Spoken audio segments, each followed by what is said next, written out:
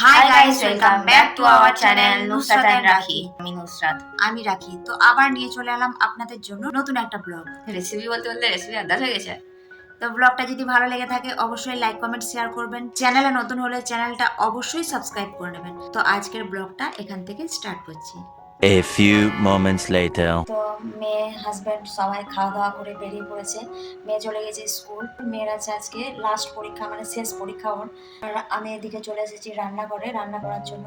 কালকে যে ইলিশ মাছটা এনেছিলাম ওটা তো রান্না করা হয়নি কালকে, কারণ অনেক দেরি হয়ে গিয়েছিল বাজার ঘুরতে ঘুরতে, তো অনেক দেরি হয়ে গেল, তাই কালকে আর রান্না করিনি, ফ্রিজে ভরে রেখেছিলাম। এই যে 4 পিস বের করেছি আমাদের 4 জনের জন্য, এখনো বরফ জমে আছে, বরফটা একটু ছাড়ুক তো তারপর এটা রান্না করব। আর এদিকে দিয়ে গেল এই মাত্র গরম করছি, মানে দুটো ফুটে গেলেই বন্ধ করে দেবো। তো কাল কিছু মাছ রান্না করেছিলাম আর ছিল ছোট ছোট পিস, দেখিয়েছিলাম আপনাদের আগের ভিডিওতে। তো বড় সাইজের মাছ ছিল না, রুই মাছ ছিল ছোট সাইজের। তো হাজব্যান্ড খেয়ে চলে গিয়েছে, মেয়ের জন্য 1 পিস ভাজা রেখে দিয়েছি আর আমাদের জন্য এই যে ভেজে হালকা একটু ঝোল ঝোল করে এটা রান্না করেছি।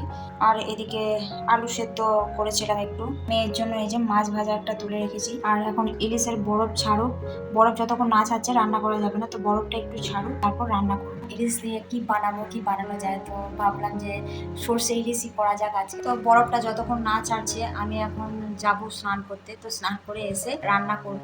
A few moments later.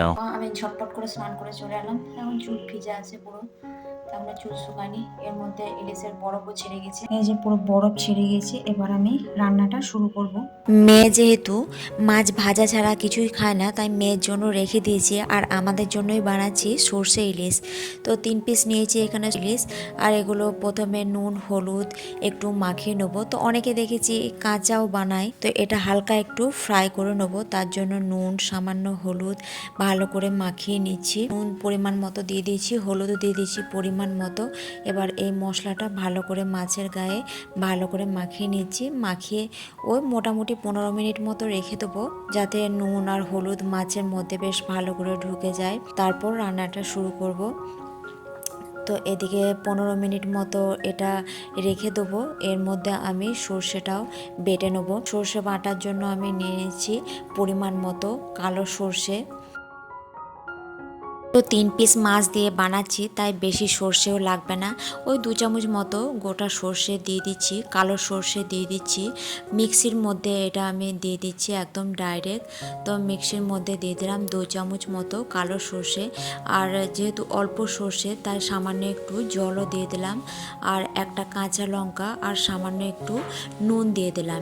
এবার ঢাকনাটা বন্ধ করে এবার মিক্সিতে ভালো করে ঘুরিয়ে নিলেই হবে। তো মিক্সিতে ঘুরিয়ে নিয়ে ভালো করে ছাঁকনির মধ্যে ছেঁকে নিচ্ছি সর্ষেটা, তাহলে যে খোসাগুলো আছে ওগুলো ছাঁকনির মধ্যে আটকে যাবে। এ দেখুন ভালো করে ছেঁকে নিয়েছি সর্ষেটা। এবার রান্নাটা শুরু করার জন্য আমি কড়াইও বসিয়ে দিয়েছি, আর কড়াই ভালো করে গরম হতে বসিয়ে দিয়েছি। কড়াই গরম হলে এর মধ্যে দিয়ে দিচ্ছি পরিমাণ মতো সর্ষে তেল। তো সর্ষে তেল দিয়ে দিয়েছি, সর্ষে তেল ভালো করে গরমও হয়ে গিয়েছে। এবার নুন হলুদ যে মাখিয়ে রেখেছিলাম ইলিশ মাছগুলো ওগুলো দিয়ে দিচ্ছি। এই যে একে একে ছেড়ে দিচ্ছি তেলের মধ্যে ইলিশ মাছগুলো। তো সাবধানে ছেড়ে দিচ্ছি কারণ তেল ছিটকাচ্ছে প্রচুর। বেশি ভাজবো না, একটু হালকা একটু নাড়াচাড়া করে নেবো। তো 1 পিঠ হালকা একটু ভাজা হলে তো উল্টে দেবো মাছটা। এই যে 1 পিঠ ভালো করে ভেজে নিয়েছি, মাছটা এবার উল্টে দিচ্ছি। 2 পিঠই ওই হালকা করে ভেজে নিচ্ছি। তো দেখুন মাছটা 2 পিঠই বেশ ভালো করে ভেজে নিয়েছি, ওই হালকা একটু ভেজে নিয়েছি। এবার মাছগুলো তুলবো না, ওই এক সাইড করে এবার একটু ফোড়ন দিয়ে দেবো।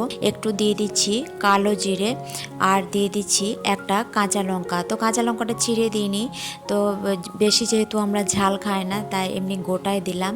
তো এটাকে একটু হালকা একটু নাড়াচাড়া করে নিচ্ছি। তো হালকা একটু নাড়াচাড়া করার পর ভালো একটা গন্ধ বেরোলে এই যে কালো সর্ষে যেটা বেটে রেখেছিলাম তো ওটা দিয়ে দিচ্ছি। তো সর্ষেটা দিয়ে দেখুন ভালো করে মিশিয়ে নিচ্ছি। তো বেশি টাইম লাগে না সর্ষে ইলিশ রান্না করতে। তো ভালো করে মিশিয়ে নেওয়ার পর সর্ষের গন্ধটা একটু চলে গেলে এটা বন্ধ করে দেবো।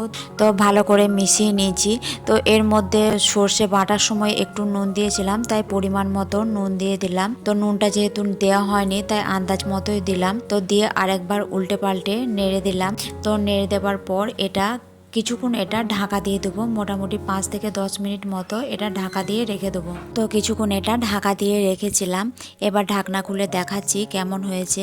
এই যে দেখুন মাছটা একদম রেডি হয়ে গিয়েছে, তৈরি হয়ে গেছে মাছটা।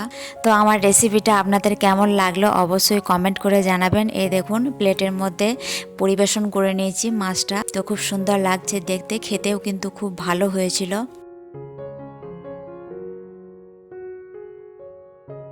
তো আমাদের প্রতিটি ভিডিওতেই ইন্ট্রো আউট্রো কখনো শুরুতেই করি না, একদম একসঙ্গেই আমরা করি।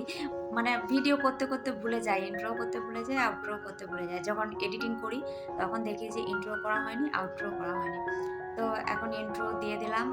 আপনারা লক্ষ্য করে দেখতে পাবেন যে একই ড্রেসে একই লুকে ইন্ট্রো দিয়েছি, আউট্রো দিচ্ছি। তো ভিডিওটা এই পর্যন্ত। তো আমাদের রেসিপিটা কেমন লাগলো অবশ্যই কমেন্ট করে জানাবেন। বানিয়েছিলাম সরষে ইলিশটা আপনাদের কেমন লাগলো কমেন্ট করে জানাতে ভুলবেন না। আর ভিডিওটা যদি ভালো লাগে তাহলে অবশ্যই একটা লাইক দেবেন, কমেন্ট করবেন, শেয়ার করবেন। চ্যানেলে নতুন হলে চ্যানেলটা অবশ্যই সাবস্ক্রাইব। ব্লগটা এই পর্যন্তই আজকের জন্য।